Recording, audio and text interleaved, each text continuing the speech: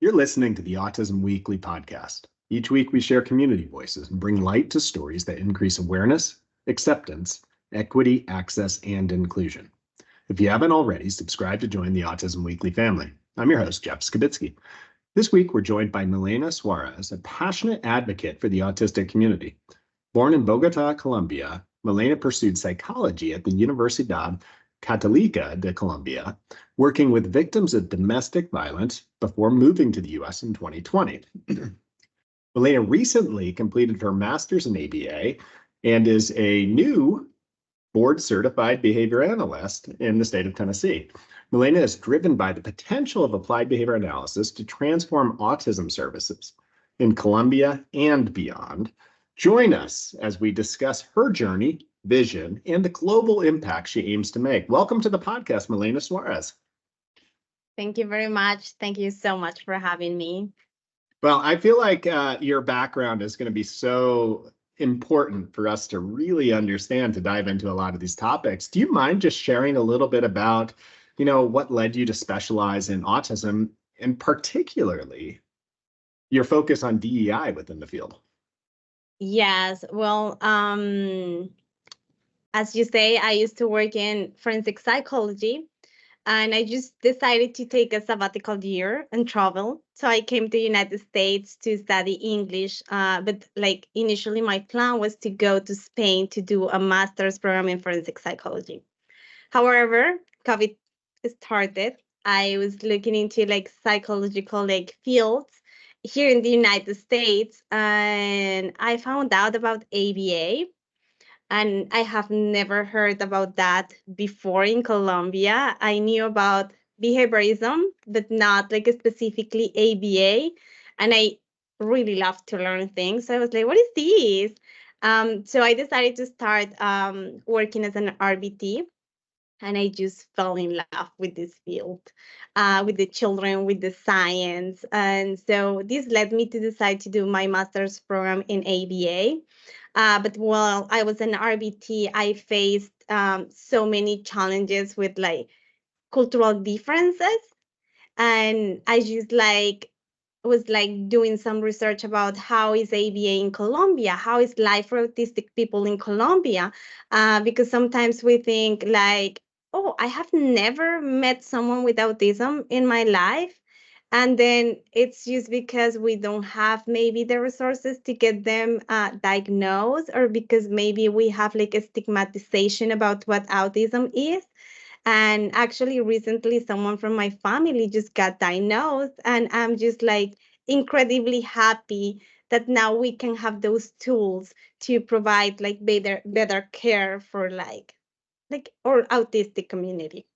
No, absolutely. I think there's so many times that when I lived overseas, one of the things that I reflect back on is now that I've been serving and a part of the autistic community as far as an advocate and a service provider for over 20 years, is that when I think back to when I was serving overseas, it's like, wow, you know what? I probably met so many people who had either developmental delays, could have identified autistic if the resources and awareness was there. And the community and the culture just treated it differently. What was, just from your perspective, because you have Colombia, but you also, if I am correct, served in Africa as well with the Global Autism Project. What are some of the differences as far as culturally in those locations with seeing the autistic community and identifying them? Well, I think it's actually it was very interesting for me when I went to Kenya, because I saw so many similarities with Colombia. So for me it was okay, how everything works here. And they were, well, we need to teach them how the world is here, so they're prepared for going to school. So sometimes it can be hard to see how therapists are, because it's just they're different. They're teaching them different skills. To sit on the table, sometimes here we're just working on the floor. they're like culturally it's really important to sit at the table when they're in school. If not, they can be out and they will not be receiving like education. Also, like for them, sometimes is that the belief that being autistic is being like having the devil, or like maybe like the cultural considerations of like maybe parents invited so many people to the wedding, and like how can we are also supporting family to navigate those like challenges, because we cannot change like a whole cultural like country like at once or like fast. We can try our best to spread what autism is, but still they are going to face challenges in those countries like Colombia and my country, that we don't have a lot of information about what autism is, what are the causes for that, what are like the possible like outcomes when you have a diagnosis, the importance to get a diagnosis. So it's like how like those things that really touch me is like how can we better like support families and like autistic communities to navigate those challenges that they will like face in their own like cultural spaces.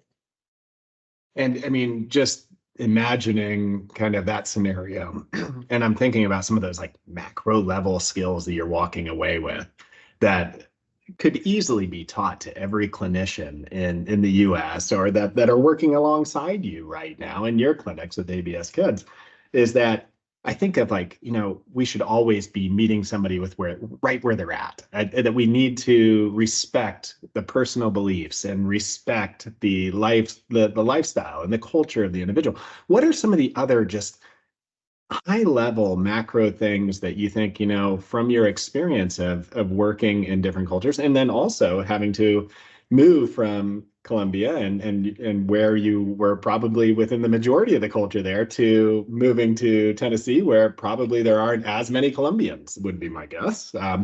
Is that what would be some of those high level thoughts as far as like, I wish everybody had these skills when they're working across cultures?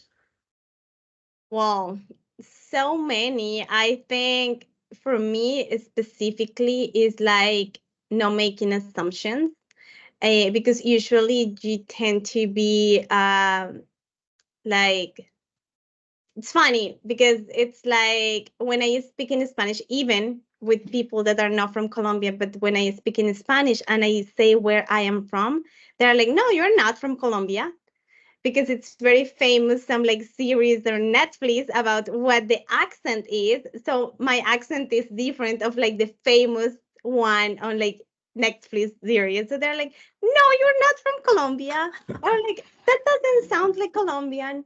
So it's kind of funny, those like assumptions that we make, just like without asking questions. So for me, it's super important that we do have like open-ended questions, that we don't make assumptions, that even if someone is part of like a cultural group, we also need to know that there are like subcultural groups, and that can be intersectional between those groups, and sometimes you have your identities a little bit stronger from one of those groups than the others.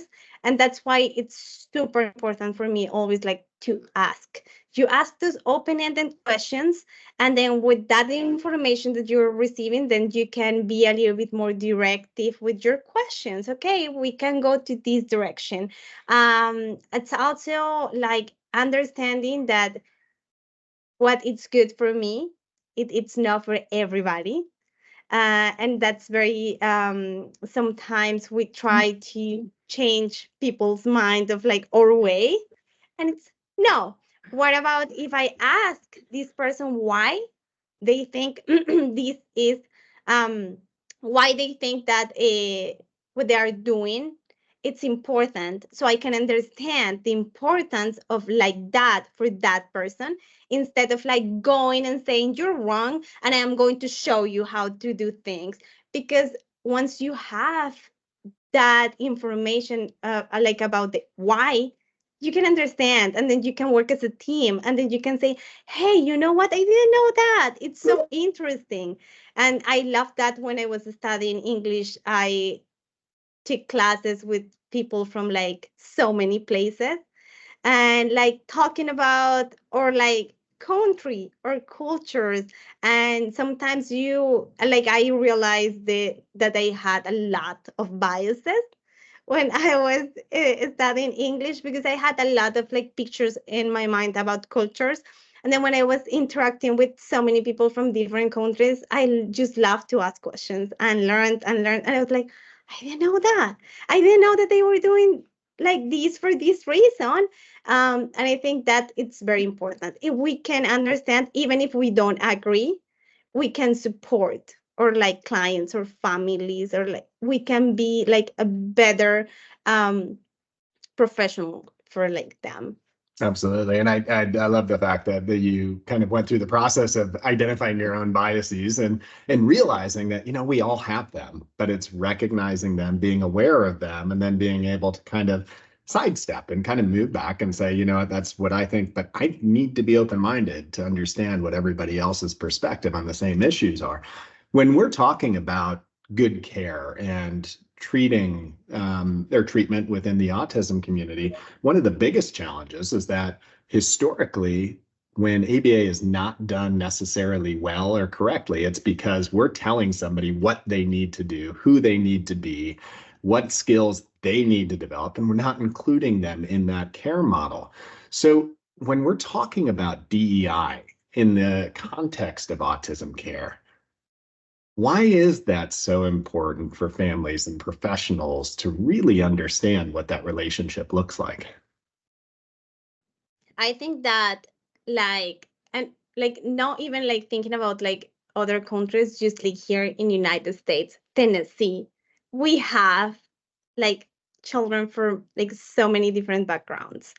So for me, like DEI means that we have a wide range diversity, people that will need services, and we need to provide the same quality services for everyone, and they have access to those services. So what is this like important? Because we cannot choose what is our first language. Sometimes we cannot choose where we are like born in, or like what is our cultural background. We grew up with a lot of beliefs with like a specific environment. uh, but that doesn't mean that because of that you cannot have access to a service that will improve your life. So DEI in like the context of autism is not only about cultural background, it's also thinking that we are talking about neurodiversity. And as like neurotypical people, we're different. Like neurodiversity means that they're also so different, and they have different choices, they have different preferences. How can we ask them what they want for their life? Sometimes it's just like, no, but for like or non-vocal children, they cannot say, so we need to choose. No, we can include families, and we can also see what they're like wanting to do. We do have our preference assessments. What about if we observe and see what they are like leading to, and like offer those choices always? Like we don't like always have to talk to be able to take decisions, to make choices. And for me, it's like that means that we are including everybody, and that we're including families, and we are including like different perspectives. That model that you're describing, as far as it's not our job to tell somebody what their values are. It's not our job to tell somebody that their belief systems or their goals are wrong. Our job is to empower an individual to be able to meet their values, their goals, their belief systems, and in the way that they can. So, I mean, I definitely see that. And when you look at the industry in general of mental health, behavioral health, autism care, DEI takes on another whole level. This is important because our identity oftentimes is hand in hand with our mental health. So when you were going through the process, because you've been integral in creating some trainings for the DEIB committee that you're a part of, what is it that drove you, and what is it within the field that you're working in right now that kind of hit you, as far as, is it the fact that we're not meeting our clients in the right place? Is it the fact that we're not increasing the language diversity of how we're actually engaging families? Are we creating more of an underserved population? What is it that drove you to create these trainings within your own organization? Well, like the most important thing for me was when I was being part of like the parent trainings, and I was interpreting for like parent trainings, and I realized that because of that language barrier, sometimes parents didn't like really know. They were like afraid of ask questions, thinking that they were going to lose services if they were going to ask questions. Um, you are thinking about like I will sign everything that I am receiving so my child can have these services.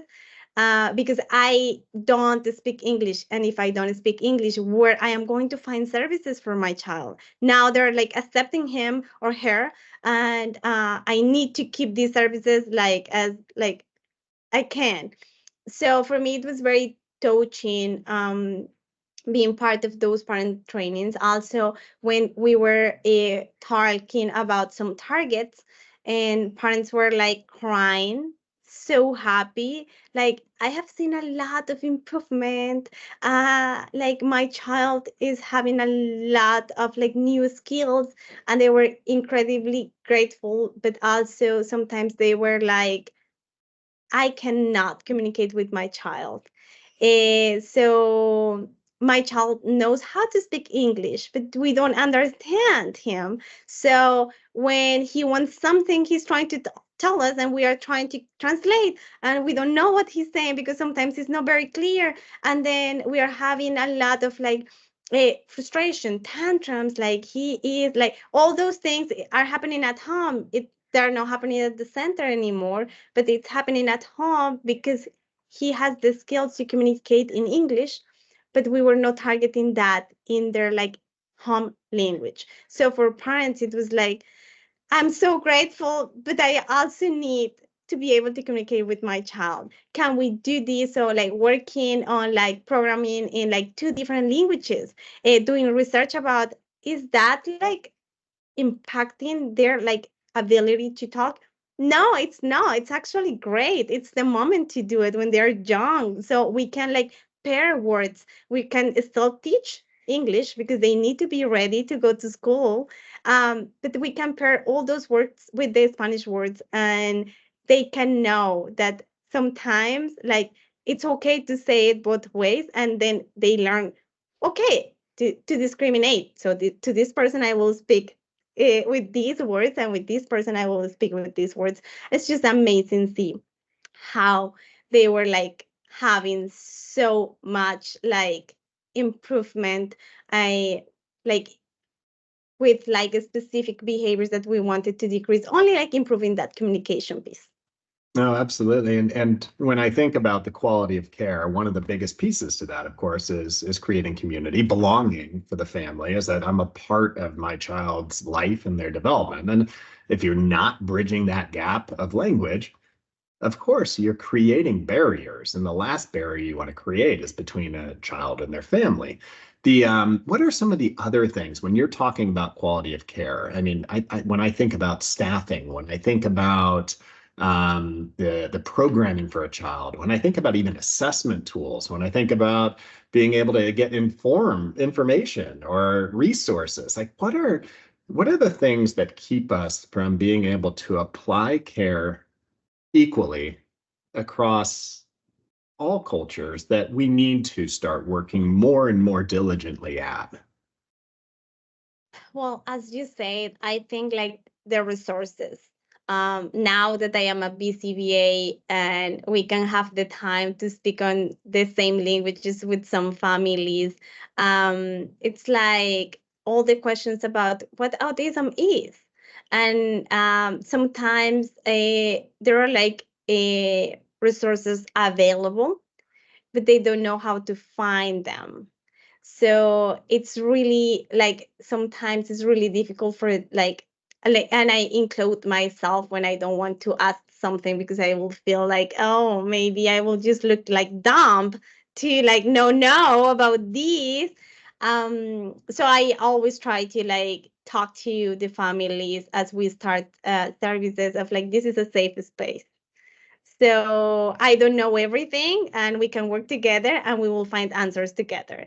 So when they have questions, I'm like, okay, yes, actually there are resources, and I love to be always looking for like resources here in Tennessee for Spanish speaking families. Also resources that we have available about research and things that are also easy to read, and not only like scientific articles that sometimes can be with a lot of jargon that, yes, they're in Spanish, but um, is that really easy to read? Is that really easy to understand? Are we really like using the vocabulary that we should be using? And that happens not only like when you're talking with like a non-English speaking parent, that's happening when you're talking to English speaking families too. We need to think about that. We need to be clear always and try to find the correct like words to talk to or families, because it's just like sometimes we love our science so much that we get into those words that only we are going to understand. Also, like for me, quality is also working together with other fields and Hmm. talking to them in understandable terms. When I went to Kenya, that was one of the most important things. And it's like we were like working with so many different fields. And we were going to create a training about ABA, but like the group was like special education teachers. We have BCBAs, we have RBTs, we have physical therapists, occupational therapists. So we needed to sit all together and find a way to have a training that will be available for everybody, that Hmm. everybody will use that, because sometimes yes, we can create something and we will be so passionate about it, but if it's not helpful, then we just lost our time. Hmm. Absolutely. I mean, there's the commonality of all of these disciplines being able to kind of correlate, but whether you're talking to another practitioner that's not in your field or you're talking to a family, the last thing that anybody wants to feel is that they're being talked down to or that they don't understand things, so they start to kind of pull back because somebody's talking above their knowledge set within a given domain. And that it creates the lack of trust. It's like, hold on, you're talking to almost somebody that's not in this room, because the people in this room, we don't understand what you're trying to tell us right now. And take it down a level, communicate on a personal level with me. When we're trying to be able to look at the community of providers right now, is that there is a mismatch. There's not enough providers that are going to represent every cultural population that we need to be able to represent in the field. And even as we're trying to grow provider basis, and we should be investing more and more resources to be able to match the provider to the recipients of care. So we need to grow the clinical base. We have to find solutions in the interim. I know that you've had a chance to get some CEUs looking at some international work. You've had the chance to be able to talk to colleagues that have different cultural perspectives. Is this something that we should be looking at making mandatory? Is that we need to be able to kind of diversify where we're getting our own inputs to make decisions? Yes, I think it's really important because it's not only about the language barrier. I know a lot of like a amazing BCBAs that are bilingual. Um, but like it's also sometimes when you share cultural background, it's easier to understand some things. So if we have more providers that have different cultural backgrounds, then it's going to be like the report, the everything changes. It's like incredibly, like even with someone that speaks your same language but you share cultural background, it's so much easier. You feel safe, you feel that you are being like understood, that they know what you're talking about. So I think it's really, and like you can build trust and you can build rapport even when you don't share cultural background. But we can also work on matching, of course, like having more providers with like different background to be able to start like working, and also developing like assessments that are not only for like a specific population, because sometimes it's really complicated when you say like, oh my god, I'm like trying to do an assessment, I'm like, oh, this will sound a little bit off, I don't know, I will like, but then you don't want to change the assessment because it's something that went through like a big process to be created. And if it's like that, it's for a reason. But sometimes it's just like it doesn't apply to this specific client. How can we have more people to create more resources for assessments, for programming, for books, for like information? We need that. We really need to go out there.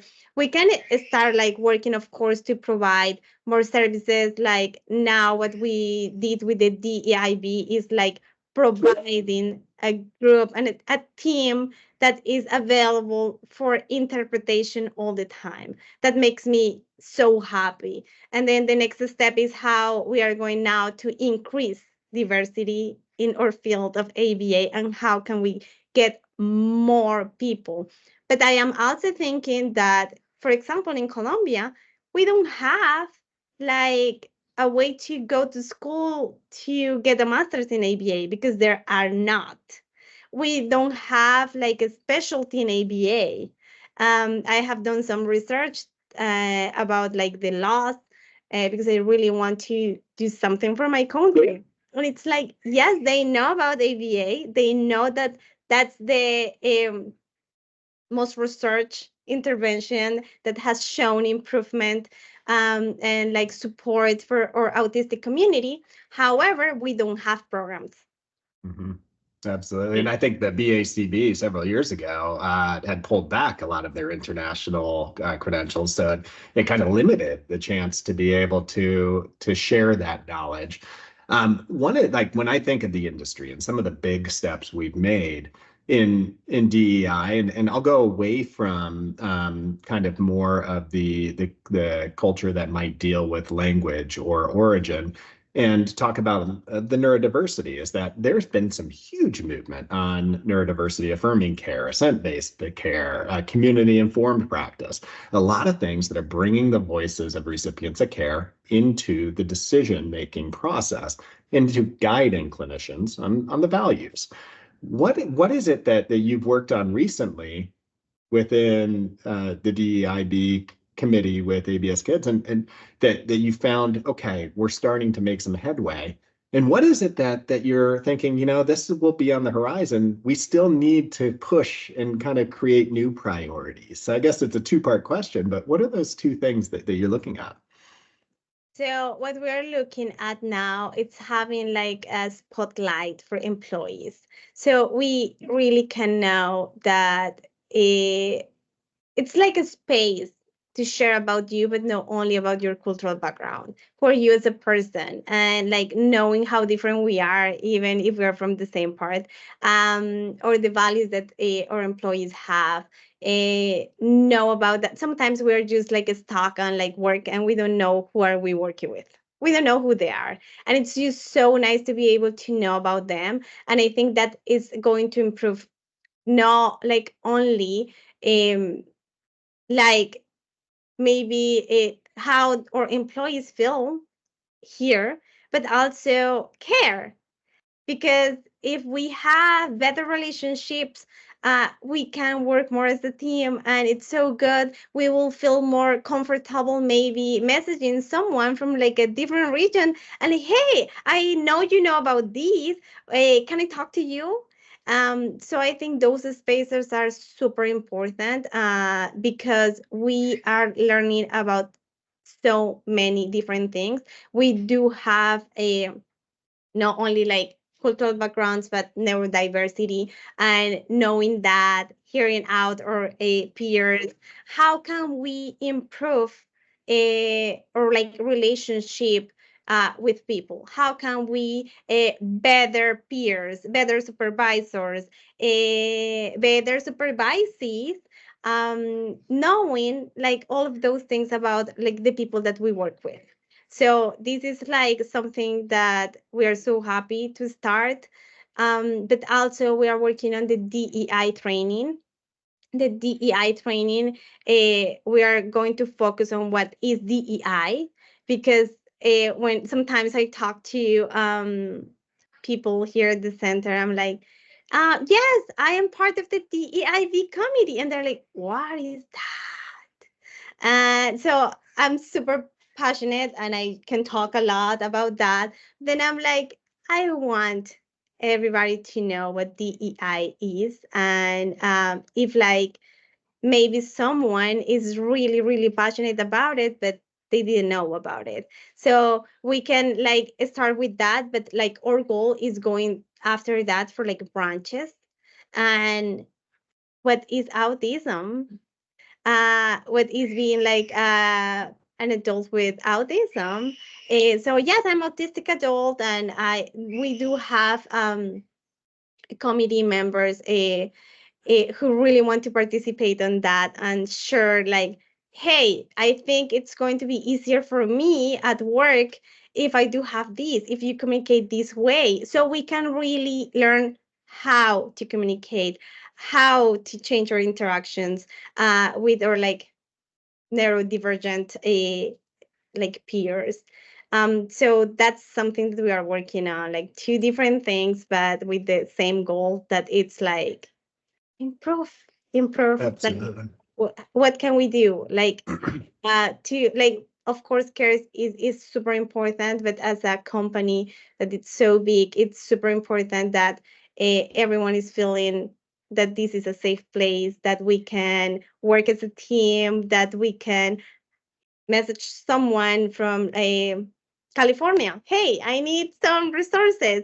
Do you mind sharing this? I know you're doing that. So I love that community that we are like creating and building.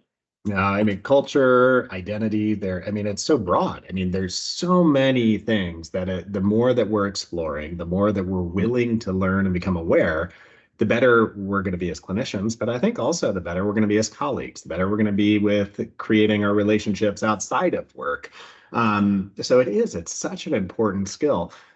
For listeners, you've done a lot of the work to try and inform yourself. And like you said, with most concepts, it's the resources aren't necessarily handed to you. You got to look for them. So where can our listeners go to learn more, get more involved in DEI initiatives?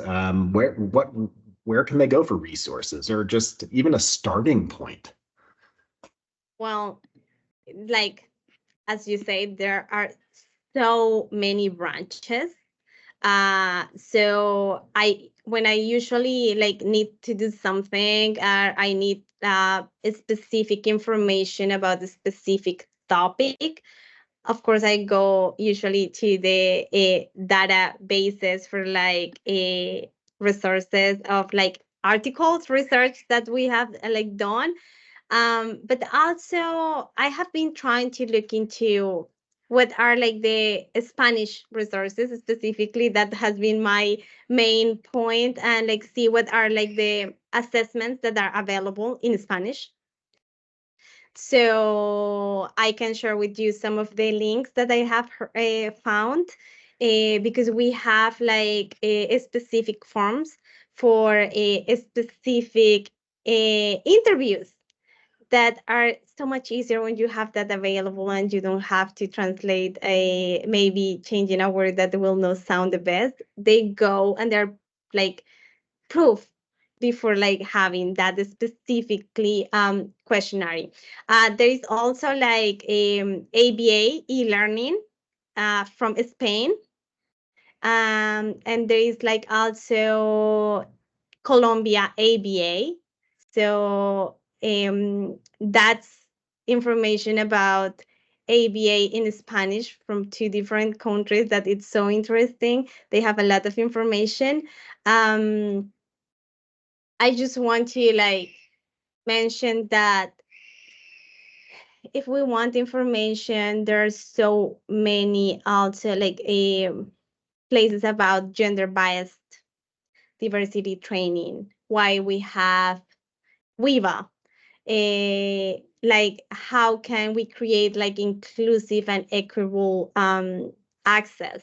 I usually go to the databases for that, but for families, for parents, how can we do that? Usually I go try to see what we have about ABA, so that's why I found about ABA Spain, ABA Colombia, and we have those resources that are available in different languages. I was going to look something into Portuguese. I love Portuguese, so I was looking into that too.